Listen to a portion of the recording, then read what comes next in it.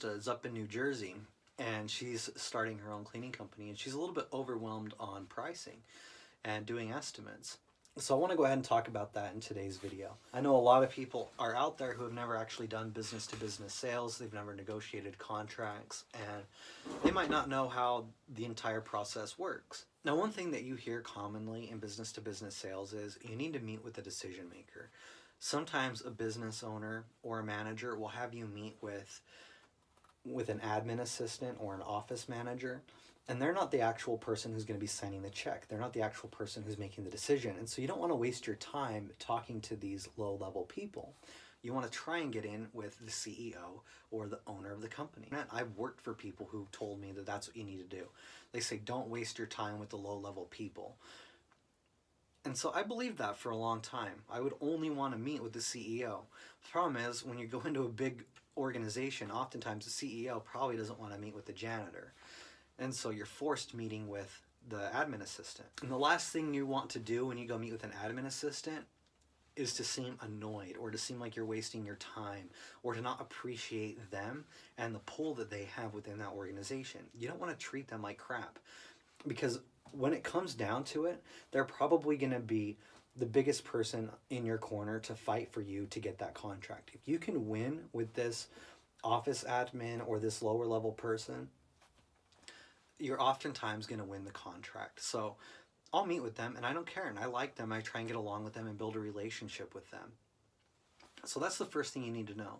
If you get called in for an estimate and you can't meet with whoever you think's the decision maker, don't worry about it. Meet with whoever sets the appointment with you, because the owner of that company or the CEO or the manager or whoever, they're the ones who put that person in charge of making these decisions. So appreciate your time with them, and you know, act like you have a good opportunity with that person. So that's the first thing.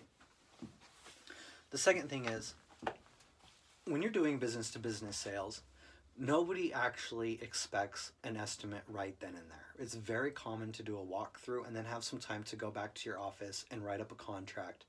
And you'll have a couple of days to email it back in. So there's no pressure. You don't need to try and close the deal. I know there's this saying, ABC, always be closing, you know, from that movie Glengarry Glen Ross.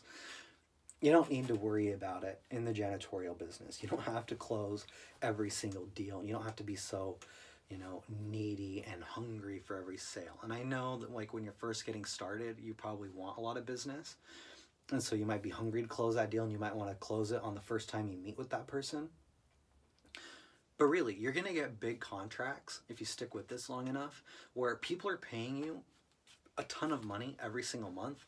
And so you're not going to be stressing about closing every single deal, because you know you've got, you know, big checks for like $5,000 just coming in every month from a handful of customers. So once you close those deals, you're not going to be so hungry to just latch on to every single person you talk to.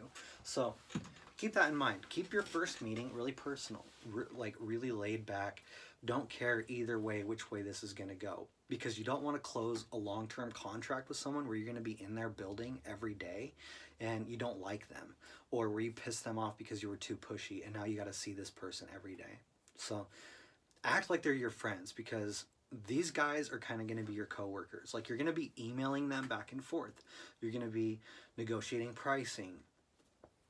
They're going to have complaints and they're going to come to you. You're going to notice something about their building and you're going to go to them. So they're not just customers, they're coworkers. You're going to be working with these people. And so go into it with that mindset. And I really think that helps actually seal relationships. And you want to do that early on.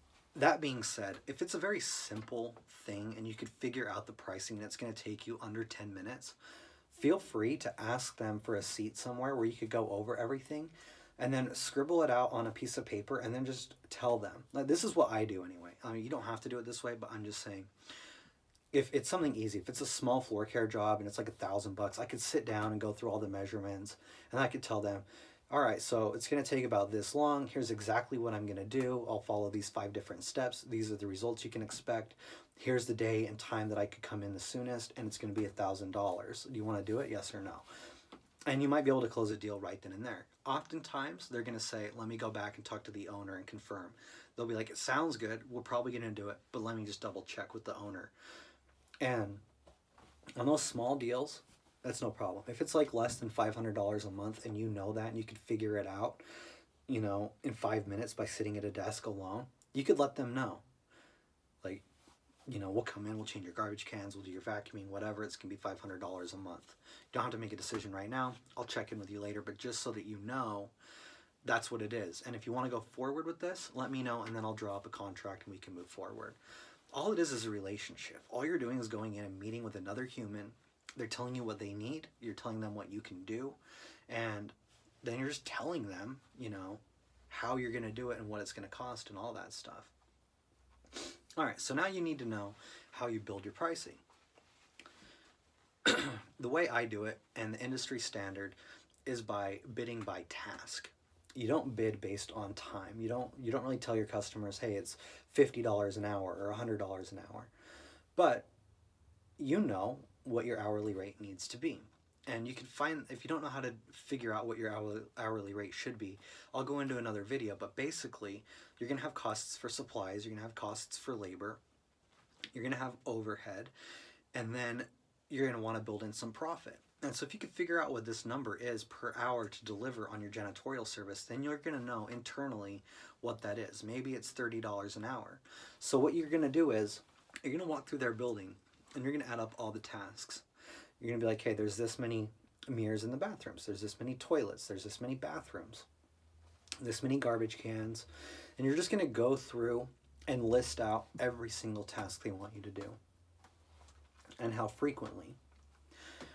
Then you're going to have a number, and that should be how many minutes or hours it's going to take you to get this building clean. When you just times that number by your hourly rate, and then that will give you the amount that you need to charge per visit. Then what you want to do is find out how many visits per week are you going to be doing. If it's 1 a week or 2 a week or whatever. Then you times the number of visits per week by the number of weeks in a year, which is 52. Because some months have more weeks than others, and you want to make sure to be getting paid for that. So you times it by 52. That will give you your rate for the entire year. And then you work your way back and divide it by 12, because there's 12 months in a year, and that gives you your monthly rate. And that's the number that you're going to give the customer. So if you could do all of that in 5 minutes sitting in their office, if you've done this a couple of times, you feel really confident and it's no big deal to you, you can go ahead and just give them the number right then and there. If you know, if that's the way the conversation's going and you feel like it's appropriate, go ahead and do that. Now, the thing is, you need to really keep in mind, you're not going to close every deal. And it's not a big deal, because when you do close the right deal for the right customer at the right price, it's going to be a very good relationship for a long period of time. And those are the ones that you're looking for. So you might go out on 10 estimates and you might only close 2 deals. I think your ratio is going to be a lot higher than that.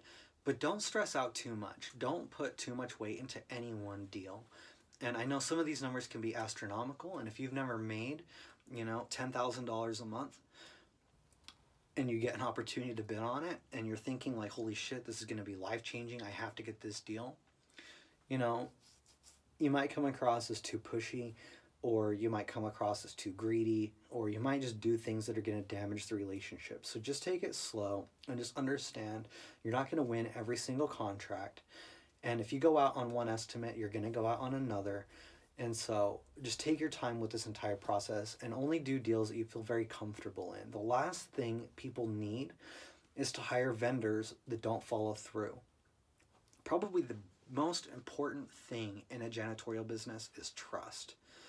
And so you got to think, how do you build trust with people? Well, it's with stability and consistency and predictability. If you're stable and consistent and people can predict your actions, that's going to build trust over time. But if you sign a deal that you can't deliver on consistently and predictably, if you're not showing up some days and you got to cancel, some tasks aren't getting completed, and you have that inconsistency and people can't predict what you're going to be doing next, you will lose a contract instantly.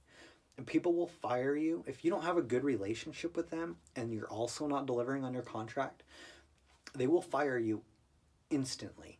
there will be no warning. There will be no 3 written warnings. They're not going to call you into their office and talk to you. You're not their employee. You're a vendor. And they will terminate that contract right away, especially if they know there's a million janitors in your city and they could call anybody. So be very certain when you bid on a job that you feel comfortable with that and that you could deliver on that. And don't get too desperate and too hung up on any one customer, because you want to have a lot of different customers so that you have money coming in from lots of different areas. That way, if you lose any one customer, well, you got this big organization that's going to be able to take care of you, and then you'll be able to find another one to replace them. But you're going to have money coming in from lots of different places, so you don't need to be needy. I know when you're first getting started, you're excited and you want customers. Just take it slow and easy, because if you do a good job, you will have so much business that you won't know how to handle it all. That's kind of the point I'm at right now in my business. You know, I clean 4 bars every day, and I was just talking to them. They want me to do 4 more. And then I was over at a huge church. They want me to start cleaning 3 times a week, and that's going to be another huge chunk of money. And then tomorrow I've got another bar that I'm going to go do an estimate at.